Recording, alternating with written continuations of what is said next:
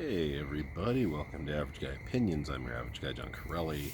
I'm going to do a two-parter on the environment and what we can do better, specifically global warming.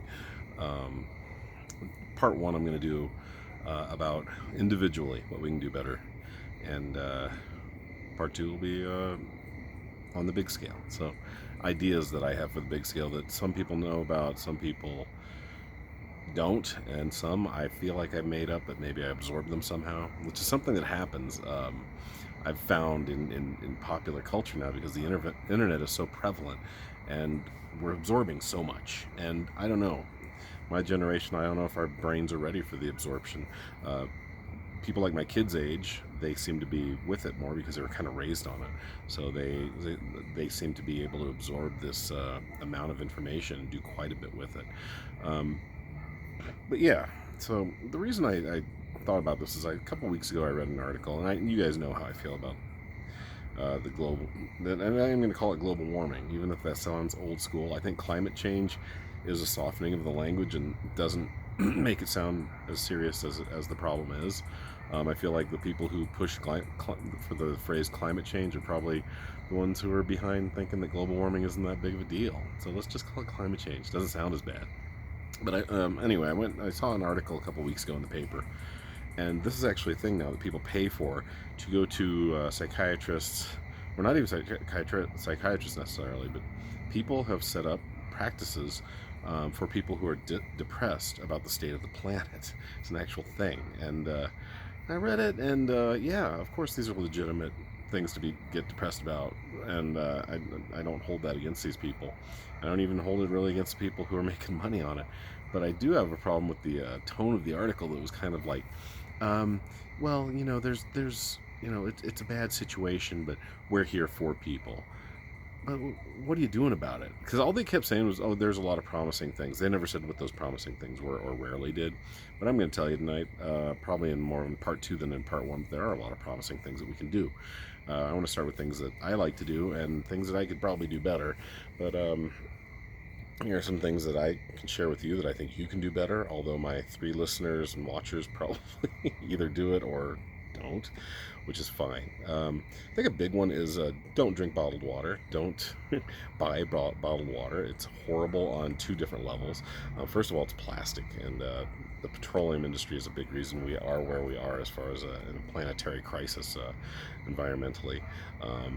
And all plastic comes from the petroleum. So the proliferation of plastic is insane, and for us industrialized countries to have so much plastic encasing water that we can get from a tap almost anywhere um, is kind of ridiculous and extremely wasteful.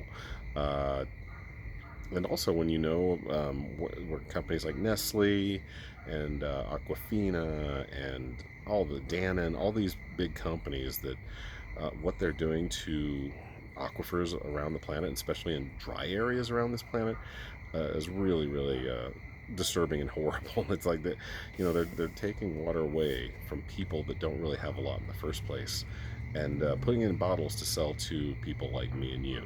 And we're buying it, unfortunately. I don't know why. It wasn't around when I was a kid. We did fine, and we can do fine again. And I also, on that same vein, this doesn't really so much affect the environment. Well, it does. Use less plastic in general. Try not to do bags. Do canvas bags. Do what you can when you go shopping. But I will say this is, like I said, plastic use is at an all-time high, and I would recommend for your overall health and the health of your family, try to buy as few foods that touch that shit as you can. It's not easy. It seems like everything touches it. Remember when I was a kid, you picked a few apples out of the at the grocery store. You picked them out of the apple section in the produce section, and you put them in a paper bag and you weigh them, and you go to the register and the lady would now it's a little different, but there's no reason that can't be done in paper bags. I think it's ridiculous, and it's way worse for the environment than all the plastic we're using. We've just kind of accepted it. So when you can, I like when I get my apples, I put them in a canvas bag. They can weigh them. My canvas bag doesn't weigh significantly more than the plastic I would have put it in, so there's a little tiny drop. One of my favorite sayings is, it's like using an eyedropper to put out a forest fire. and it really is. However, you get enough eyedroppers, maybe you can make a difference. So that's one of the things I do. I'm also trying to go meatless. I think that's a big one. I had an Impossible burger yesterday, and it was fine. That's not like harder core stuff like a steak.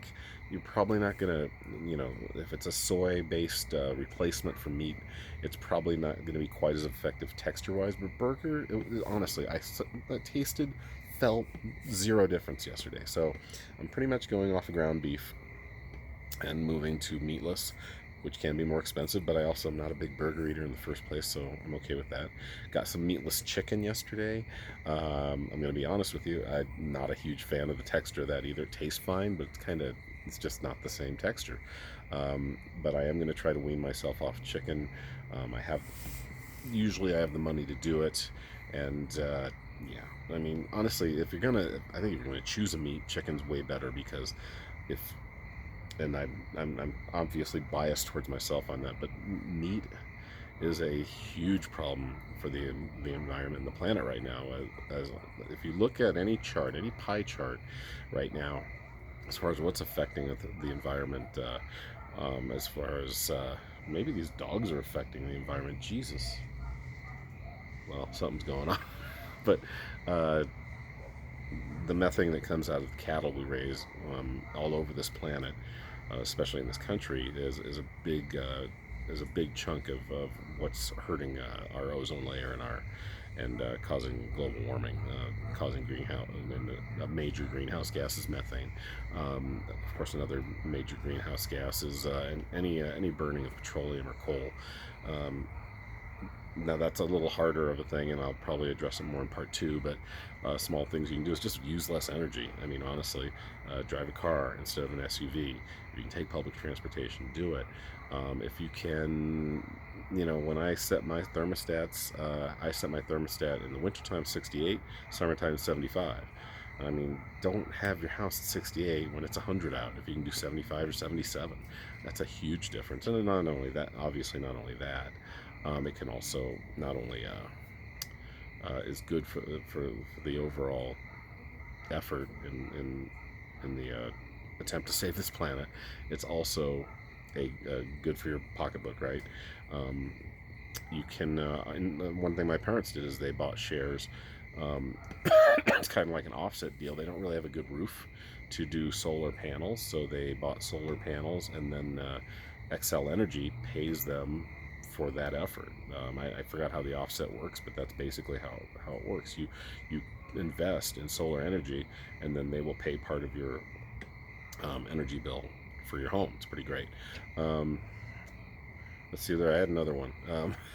I can't remember it, but yeah, just certain things. There's a lot you can do on an individual basis that'll make you feel better about yourself, and then you don't have to go to a shrink and pay them about how bad you feel about where our planet's headed.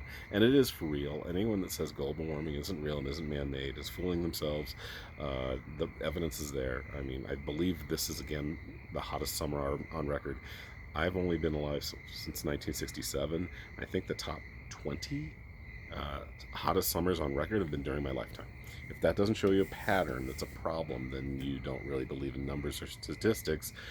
And so you probably just shouldn't even listen to this video or watch it. I had one more thing, and it's bugging me that I can't think of it. Shoot. Dang it. It had something to do with use of energy, and I don't know. I'll like do just support it, vote for it. There's a big one. Vote for parties like the Green Party, or even call your congressman or congressperson and say, hey, appreciate if you give a shit about the planet. This has nothing to do with pro-life, pro-choice. This has nothing to do with any other of the smaller things that matter to each party. This is about saving ourselves. The planet will be fine. George Carlin said it best. The planet will be fine. The planet will go on for another several billion years. It's us. We're going to save the planet for us, or it's going to be habitable for us. So there goes a little rant. I know I had more, and I wish I had some more suggestions, but I did this off the top of my head like I always do. See you guys next time for part 2, where we'll talk a little bit more about globally versus locally or individually. All right, thanks, guys. Talk to you next time. Bye.